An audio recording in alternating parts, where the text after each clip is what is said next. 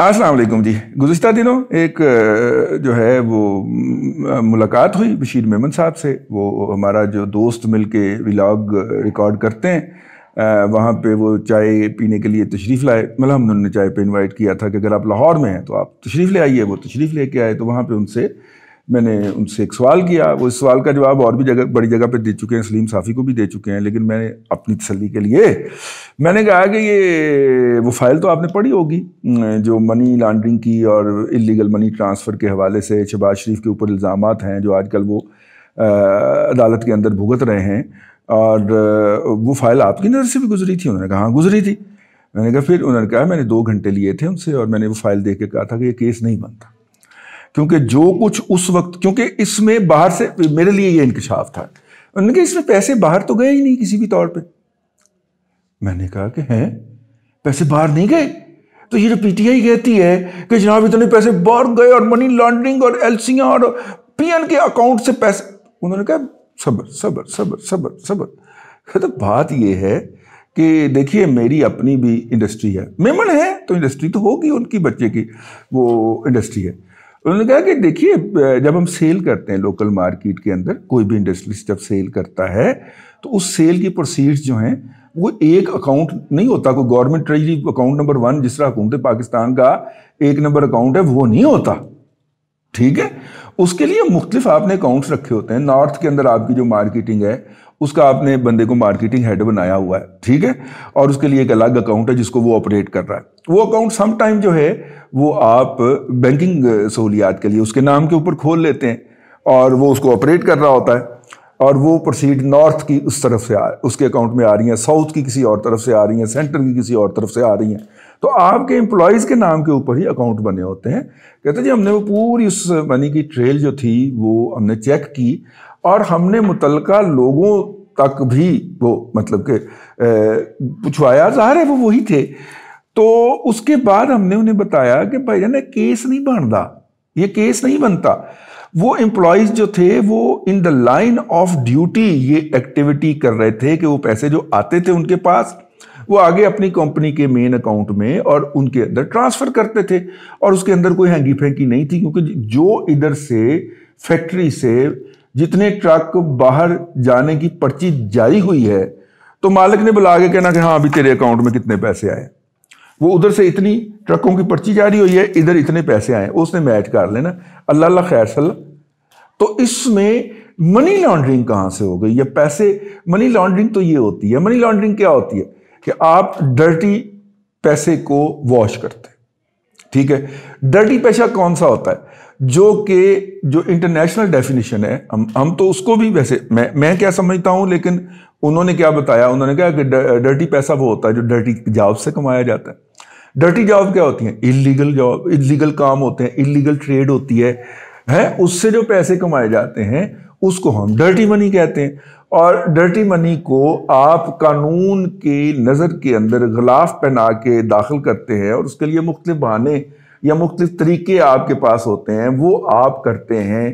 तो वो होता है इस डर्टी मनी की लॉन्ड्रिंग का प्रोसेस, जो आप मनी लॉन्ड्रिंग करके जो इलीगल पैसा होता है। मेरी जो परसेप्शन है उसके बारे में वो ये है कि ये तो है ही गलत काम ना, कि आप कोई घटिया काम करते हैं, आप कोई इलीगल काम करते हैं और उसको आप जो है किसी प्रोसेस के जरिए लीगल काम करार दिलवा लेते हैं, तो जो है ही काम गलत, ठीक है।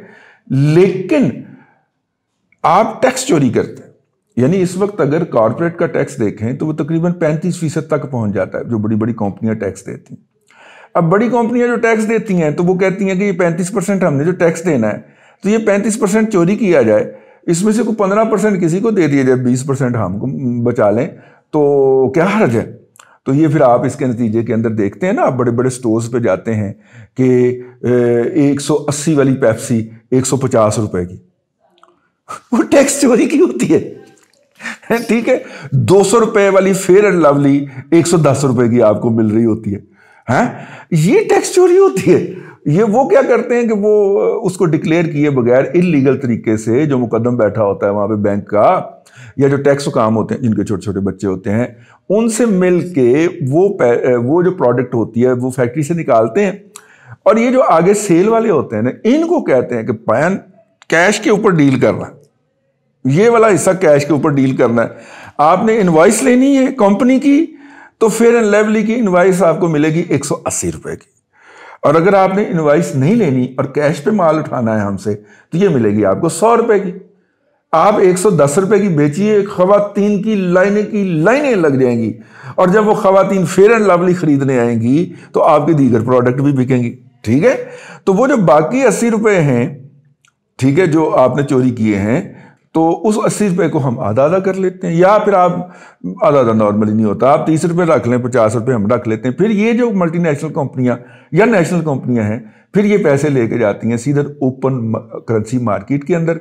वहां पे किसी भी मतलब के वो क्या है जी, गिफ्ट, वो जिनकी गिफ्ट यूनिवर्सिटी छोड़ो पर, वहां पे किसी भी करेंसी एक्सचेंज को कहते हैं यार ये पैसे जरा ना दुबई में मेरे बैंक अकाउंट में जमा करवा दें।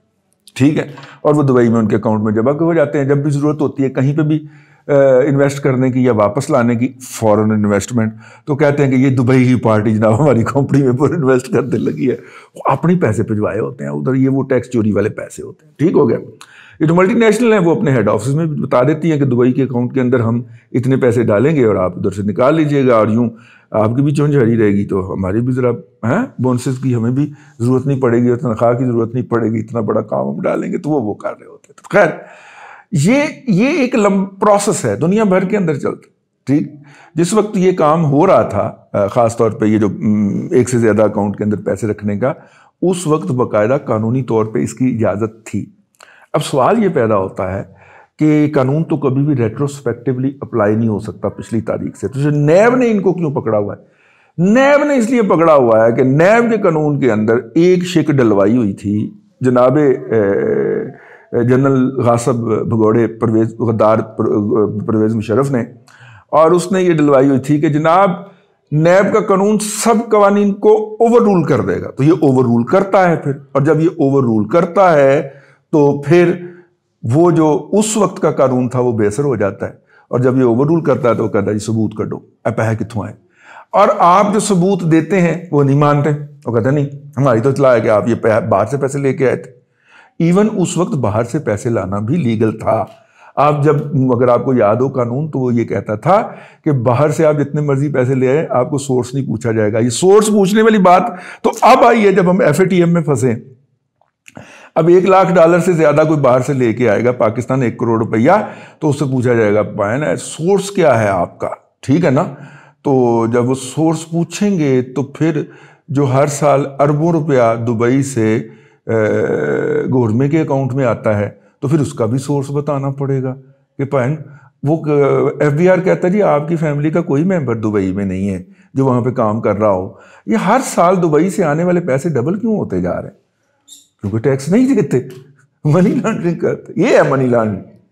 ठीक है, तो खैर, तो फिर उसके लिए वो टीवी खोल लेते हैं कि आओ हम सानू पूछो। ठीक है, तो फिर पूछो, ठीक है ना, वो नहीं ना पूछ सकते। तो वो बच्चा बेचारा जिसने इसके ऊपर इन्वेस्टिगेट की थी, पूरी रिपोर्ट बनाई थी, उसको वो तो ना हुआ ऐसी जगह के ऊपर, वो बेचारा घर में आने को तरसता है। ठीक है, पहले क्या है कि उससे रिपोर्ट बनवाई, फिर उसको तुन दिया, और अब वो बेचारा वहाँ पे बैठा सोचता है कि यार मैं उस दिन बॉस से यही कह रहा था कि मेरे टिड्स पीड़ हो रही है तो मैं घर चल रहा हूँ, वो मैंने ये रिपोर्ट क्यों बनाई। तो बहरहाल ये है जी। शहबाज शरीफ साहब ने जो काम उस वक्त किया था वो उस वक्त के मुल्की कवानीन के ऐन मुताबिक था, लेकिन बशीर मेमन साहब का ये ख्याल है कि अब भी उसमें कोई ऐसी कानूनी मूशगाफी या खामी नहीं है कि उसकी बुनियाद के ऊपर उनको पिनलाइज किया जा सके। लेकिन फिर वो याद दिलाते हैं कि जब उनको तलब किया गया और उनसे फरमाइश की जनाब इमरान खान साहब ने कि आप काजी फायज ईसा को, काजी फायज ईसा सिटिंग जज और मौजूदा सीनियर प्यूने जज, यानी कि जिसने अगला चीफ जस्टिस बनना है, उसको कहा जी इसको फड़ के टाक दें, अंदर जेल में डाल दें। उन्होंने कहा सर जज को नहीं पकड़ा जा सकता। उन्होंने कहा मैं आपको कह रहा हूं। उन्होंने कहा सर कोई इल्जाम, कोई ऐसा, उन्होंने कहा इल्जाम बाद में देख लेंगे, टाक दें आप उसको पकड़ के। तो वो वहाँ से इनकार करके निकला है। इसी के लिए तो पेंशन रोकी अगलों ने, और रिटायरमेंट से 3 माह पहले टर्मिनेट कर दिया उनको, उन्होंने इस्तीफ़ा दिया, उनका इस्तीफ़ा कबूल कर लिया गया। और मेरा मतलब टर्मिनेशन ही होती है यार, आखिरी साल में तो ब्यूरोक्रेट को ये तक पूछ लिया जाता है यार आखिरी ये जो चंद माह हैं आपने कहाँ गुजारने हैं, तो वो कह देता है कि अपने होम टाउन का कह देता है या कहीं कह देता है, तो वहाँ पे उनको लगा दिया जाता है।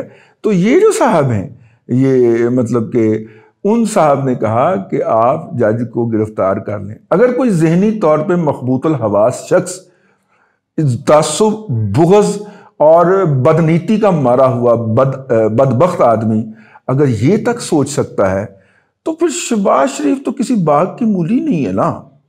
शहबाज शरीफ जो है वो तो मियाँ शरीफ साहब के सारे बिजनेस को लुक आफ्टर किया करता था जब फैमिलियां इकट्ठी थी, साथ की साथ फैमिलियां इकट्ठी थी। फिर तो बाद में उनसे कम से कम 4 इंडस्ट्रियल ग्रुप बने हैं, ठीक है, ग्रुप ऑफ इंडस्ट्रीज बने हैं ना। तो वो तो फिर मेरा मतलब है कि पक्का पक्का मुजरम है ना। तो लिहाजा अगर कोई शख्स जो है वो काजी फायज ईसा को गिरफ्तारी की फरमाइश कर सकता है तो ये भी हो सकता है। लेकिन दुख की बात क्या है? दुख की बात यह है कि उस शख्स को की इस तरह की तमाम वाहियात ख्वाहिशात थी, उसके ऊपर अमल दरामद करने के लिए पाकिस्तान का नंबर 1 अदारा जो था वो दिन रात एक किए हुए था। असल ट्रेजेडी ये थी और ये है। जो कहता है कि पेज पूज फट गया, वो पेज नहीं फटिया, वो कल जो उसने पढ़ा है वो पेज ही था चाइना के अंदर, और एक ही है। अल्लाह आपको आसानियाँ अता करे और आसानियाँ खल्क़े खुदा में तकसीम करने की तौफीक अता करे।